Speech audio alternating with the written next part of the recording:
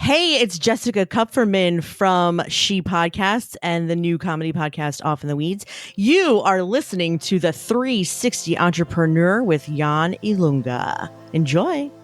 This is episode 157, and in this one, we talk about how to build a community with a podcast. Here we go.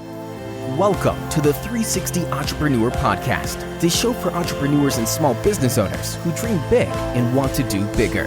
Join some of the world's top entrepreneurs, internet marketers, and best-selling authors as they share their inspiring stories, their struggles, and give actionable tips that will help you build, grow, and promote your online business. Here's your host, Yanni Lunga. Well, hello there, and welcome to this fun, and I mean fun episode of the 360 Entrepreneur Podcast. And I say fun because today's guest expert, Jessica Kupferman, she's so energetic, she's so knowledgeable, and she's so entertaining. Today we talk about how to build a community with a podcast. So whether you're working on your podcast as I speak or you have a podcast already, this episode is for you because Jessica has quite many golden nuggets that she shares with us. The show notes for today's episode are at yanilunga.com/episode 157. Okay, here is the interview with Jessica Kupferman of shepodcasts.com. Hey everybody, today we are joined by somebody who really knows her podcasting thing. She's a digital media strategist with over 15 years of experience in the online marketing space, and she's a super active podcaster. She's the co-host of the new show Off in the Weeds podcast and the show She Podcasts. She co-hosts She Podcasts along with Elsie Escobar, and they address issues and podcasting current events as they relate to women. I'm so excited to welcome on the show Jessica Kupferman. Hey, Jessica, how's it going? Hi. Thank you so much for having me. I'm super excited to be here. It's my pleasure. Can I call you Jess? Is that okay? Please do. Yes. Great. Thank you really for being here. And I have to say, first and foremost, thank you for what you do for the podcasting community, because we were talking a bit before hitting record, and you and Elsie are very, very active, and you're really helping podcasters and people who want to start with podcasting. So thank you so much for that. Thank you for saying that. That's really sweet. I mean, we certainly don't do it for the accolades, but that's very nice of you. Thank you. Yeah, no, you bet. It's something we're both really passionate about. Yeah, and I think that one can really tell that you gals love what you do. So I mentioned you have She Podcasts and you have a new show, Off in the Weeds. So maybe let's start with the new show first and tell us a bit more about what can we expect by tuning into Off in the Weeds podcast. Well, you're getting off in the weeds already. So John and I, he's my audio editor. That's my co-host for Off in the Weeds. And he's a very funny guy.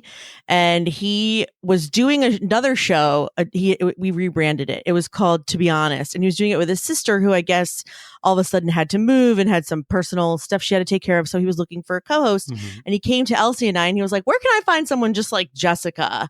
Because I think and I was like, well, why don't we just try to do it together? Right. And he was like super thrilled. And we seem to have a good chemistry.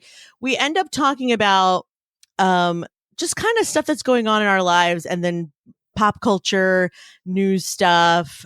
We had one show where unfortunately we talked about both like Donald Trump and Kim Kardashian in the same show. And I was like, this is like the most classless episode we could ever come up with. But no, I mean, we try to be funny and interesting. We talk about television and, like I said, life and politics. And there isn't really a set agenda except to just kind of, riff off each other, make people laugh, share our sort of observations. It's kind of an outlet for me because, some people, I don't know, if you think of yourself as, quote, a comedian, you're constantly thinking up funny stuff, mm-hmm. but you have no outlet for it if you're not doing stand-up comedy or you're not writing a show all the time. Right. So this is our way of sort of getting out our material, I guess, our life material.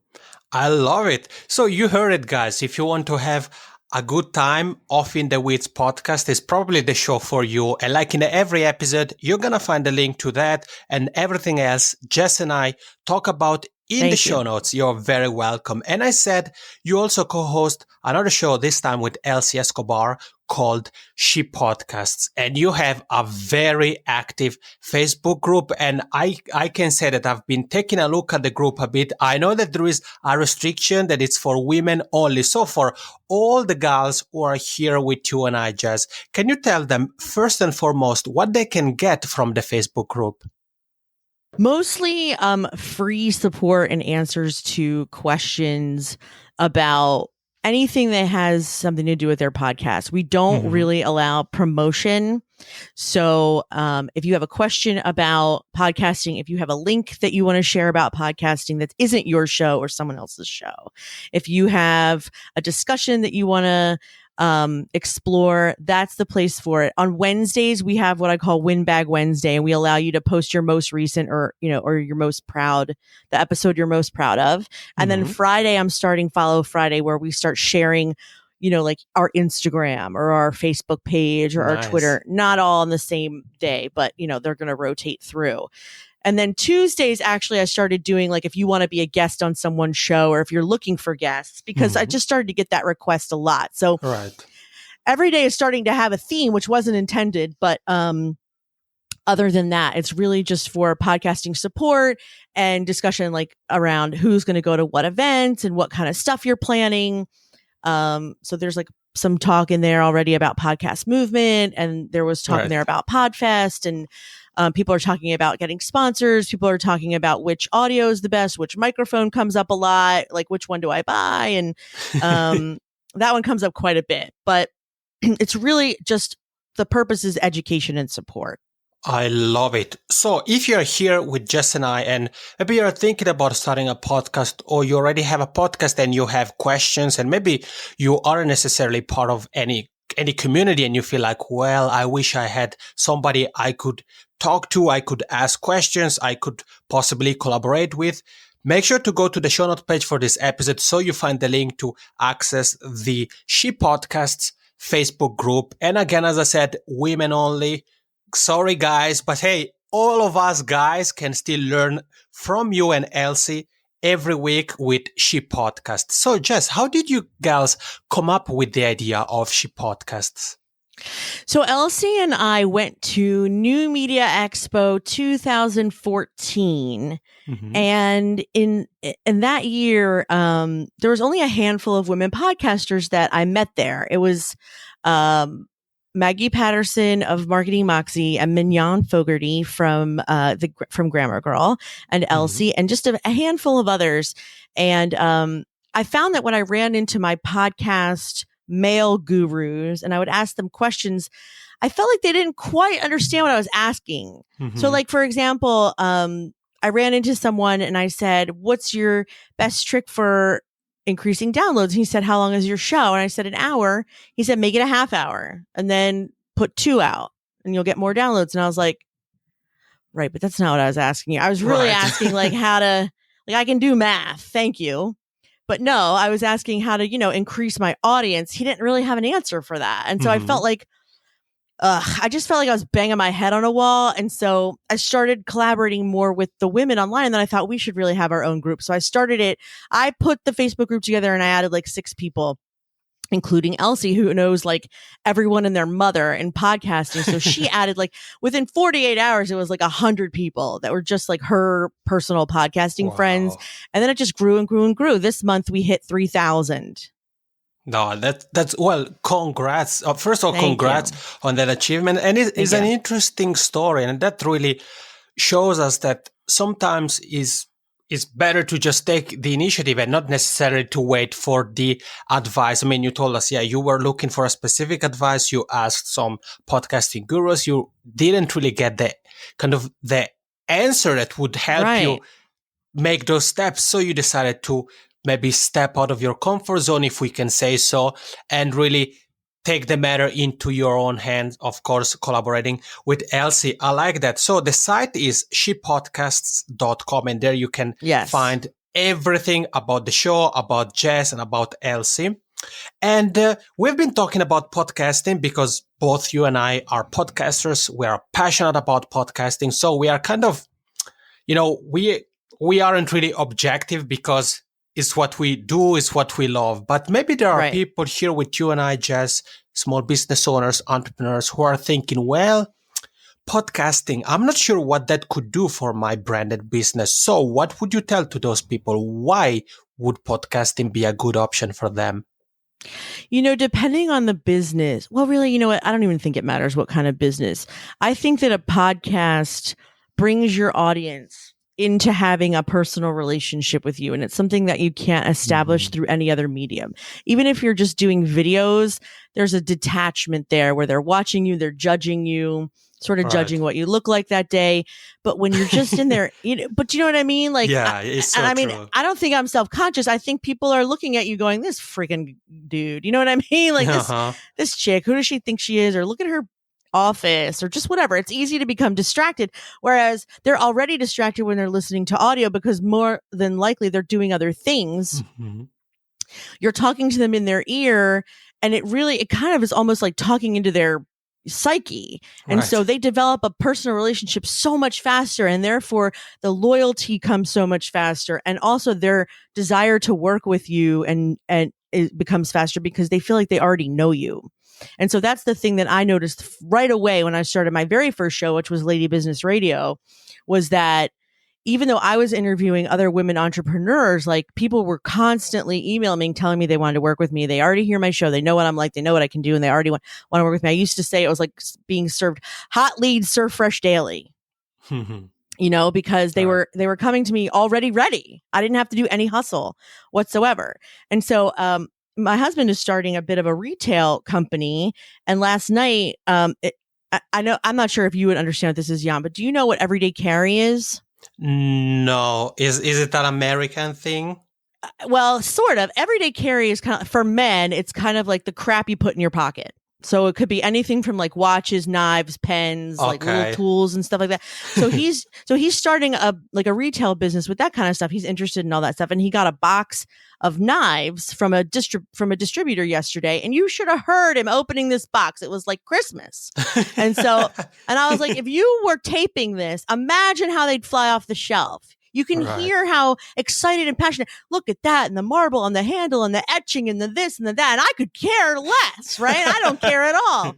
But it's just. But I mean, somebody listening who's interested in this stuff would buy it right away. So it even works with retail. It doesn't even have to be consulting and showing your knowledge. It works with anything because they can hear your passion. I love it. And you're right. And I think it's very true what you said about the kind of the fact that people can connect with you on a human level or a personal level because they can hear your voice. They can hear how passionate you are about, regardless really of what you do. You just made a great example about retailing. So if you're here with Jess and I, and maybe you're selling a product, it doesn't really matter. You can still leverage podcasting big time. And podcasting is something that is really growing. I mean, we see it with iTunes, new shows every single day. Also, the community of podcasters is really growing. We see podcast movement, which is going to be bigger than ever this year. We have had new events like PodFest and other related events. And I have to ask you, Jess, for the people who are here with you and I who maybe already have a podcast, what advice do you have for building community through that? I mean, you shared your story with us and the story of the She Podcasts Facebook group and how you really took action and built an incredible, thriving community. So for the podcasters who are here with you and I, what advice do you have? How can they take those listeners who are maybe in different parts of the world and bring them together? I mean, if technical semantics, I mean, I would just say, you start a Facebook group.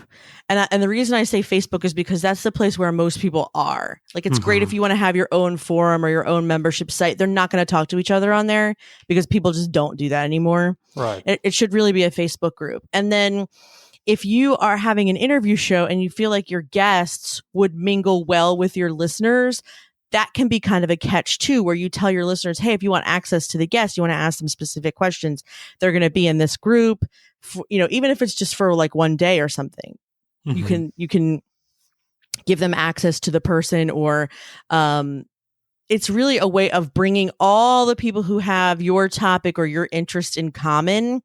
And then you can sort of perpetuate engagement by asking them questions about the topic. So even if you ask them to share one of their favorite tools, like Tool Tuesday or something, or even if you say, or if you ask them to share about themselves one day. I mean, I strongly recommend that whatever community you build has a promo free zone, because if you allow promotion, a lot of times that's the only thing that the group turns into. If you allow it one day, then they know they can have that one day, and then hopefully they'll use the other days for what it's meant for, which is to network and engage with each other, have conversations, even to have fun. My first group was with all women entrepreneurs.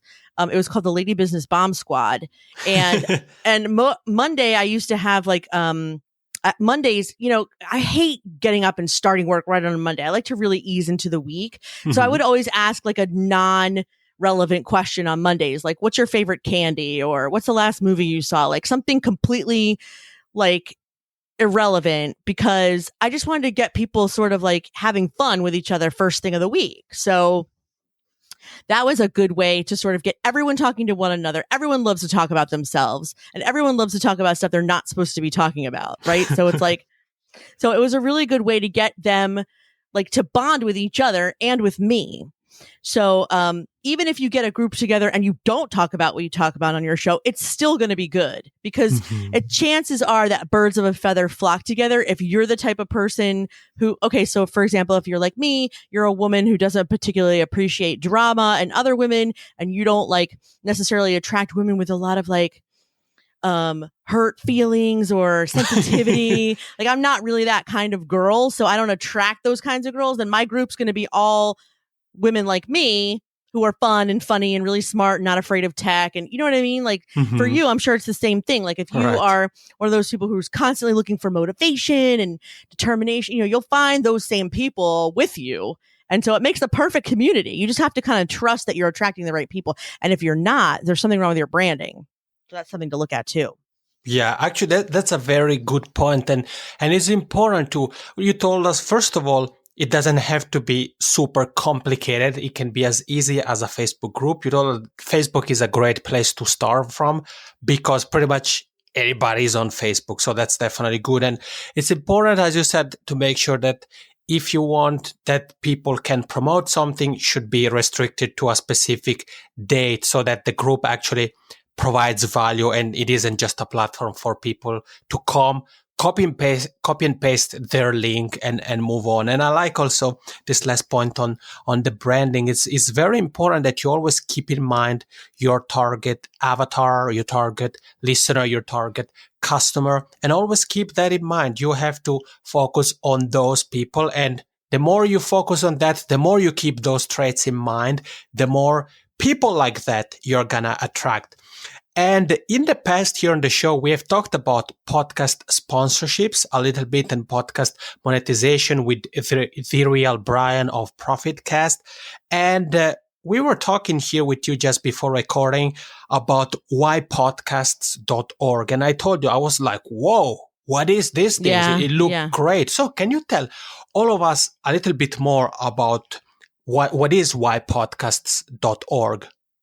So I created whypodcasts.org because I've started helping podcasters get sponsors using their community and platform, not just downloads. And so I'm sort of helping empower people who don't have these huge shows to get their own advertisers anyway. However, I'm noticing that there's two problems. One, the podcaster doesn't really understand how online advertising and digital advertising works. They don't know what they're selling. They don't know how to sell it. Right. And the advertiser is even less informed about what the purpose is, what the benefits are. Like, even if the podcaster understands what the benefits are, the chances that they'll be able to explain it in a way that will sell an advertiser is very small, because they're podcasters. They're not meant to sell digital media.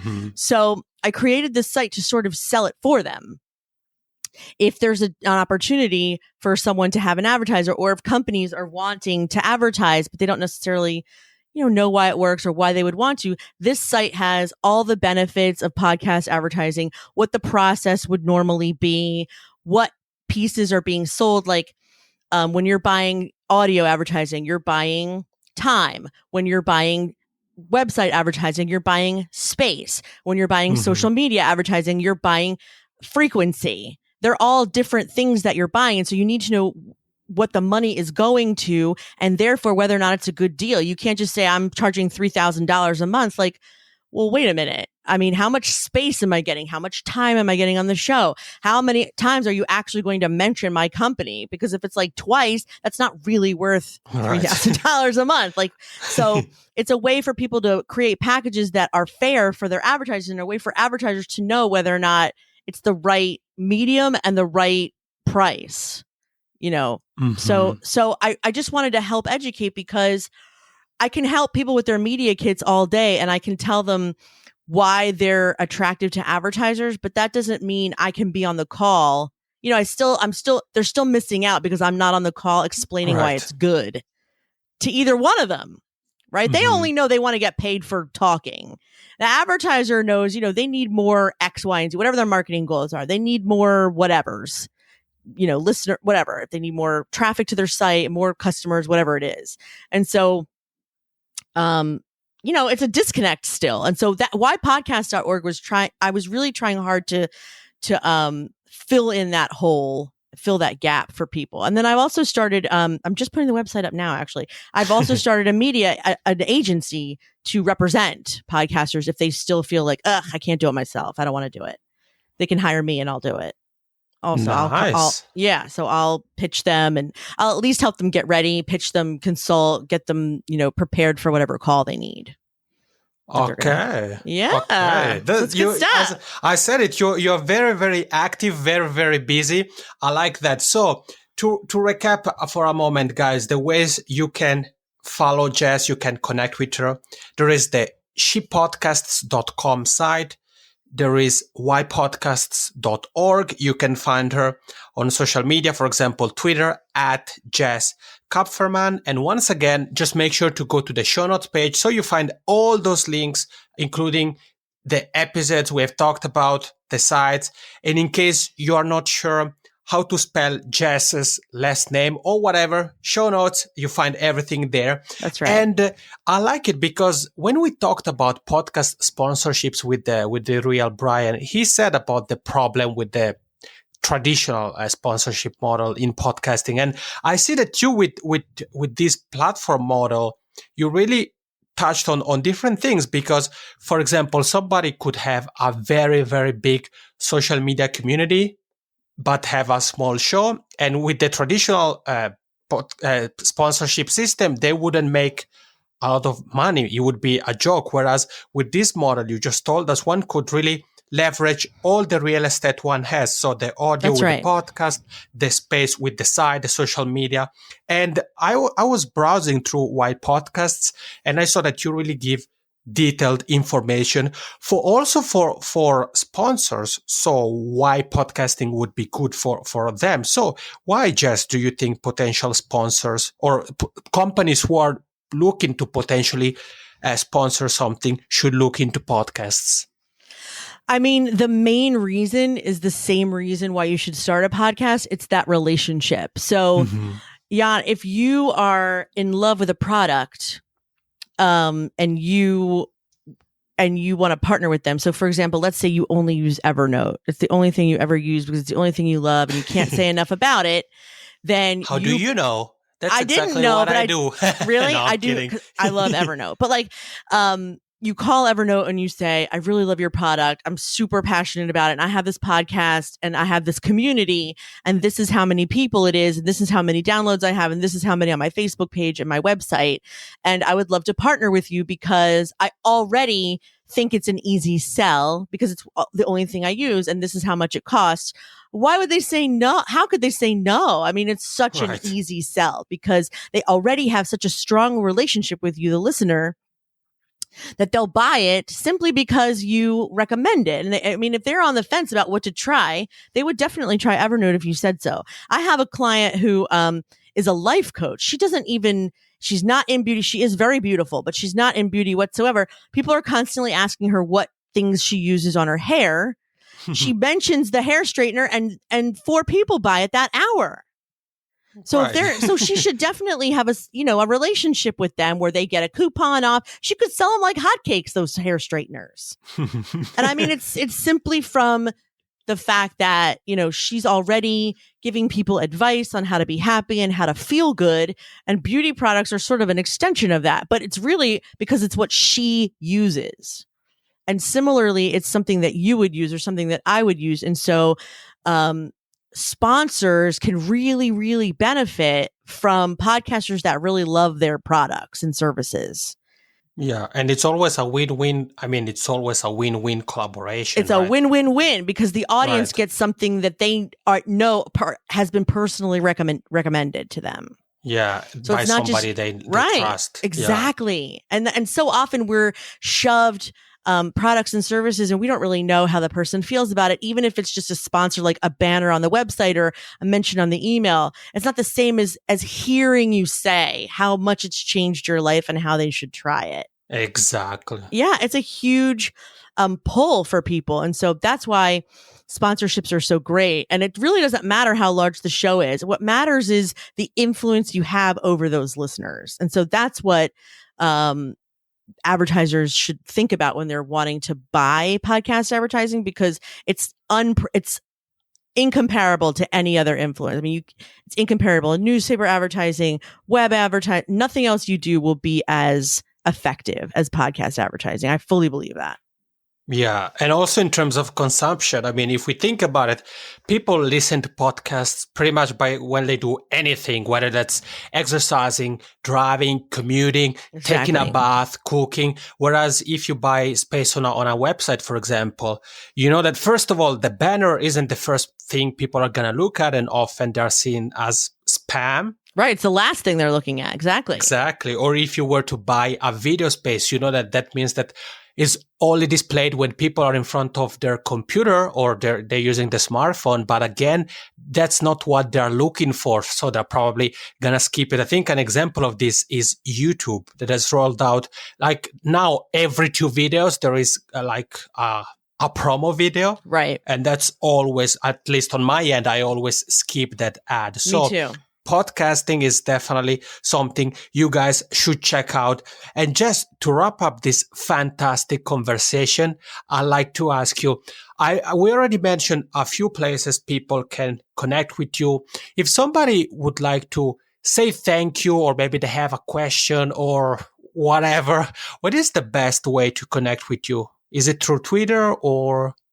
Probably Facebook. Mm-hmm. Facebook.com, Jess Kupferman, or She Podcasts. We have an email through She Podcasts. And I'm on Twitter at Jess Kupferman. Most of my stuff is Jess Kupferman. Twitter, Instagram, Snapchat, Facebook. It's all Jess Kupferman. And then shepodcasts.com. They can reach me through there or through the group. Also, I'm not hard to find. Let's put it that way. Yeah, you definitely aren't, and that's a very good thing. Yeah. Jess, thank you so much for this fantastic conversation, for the Thank laughs, you. and for sharing your podcasting expertise with all of us. I really, really appreciate you. Thank you so much for having me. It's been great. Okay, we are back. Jess, thank you so much. This was, as I said at the beginning of the episode, this was so much fun, and thank you for sharing your expertise with us. And you heard it. It is important to build a common ground where members of your audience can come together and form a community. Because if you think about it, listening to a podcast is a very personal experience. Maybe you listen to the 360 Entrepreneur while you're exercising or you're driving, you're out for a walk, whatever. So you're probably listening to it by yourself. And many other people are doing the same thing. So what I decided to do, also inspired by Jess's advice, I created a Facebook group, completely free, obviously, where you can connect with me, with other members of the 360 Entrepreneur community, and other like-minded podcasters. Make sure to go to the show notes at yanilunga.com/episode 157, and you find there a banner where you can simply click. You'll be redirected to Facebook, and then you can ask to join the group. This is it for today. Thank you so much for joining Jessica Kupferman and I here on the show, and I look forward to seeing you inside the Facebook community. Thank you for listening to the 360 Entrepreneur Podcast. For more tips and tools, head over to www.janilunga.com.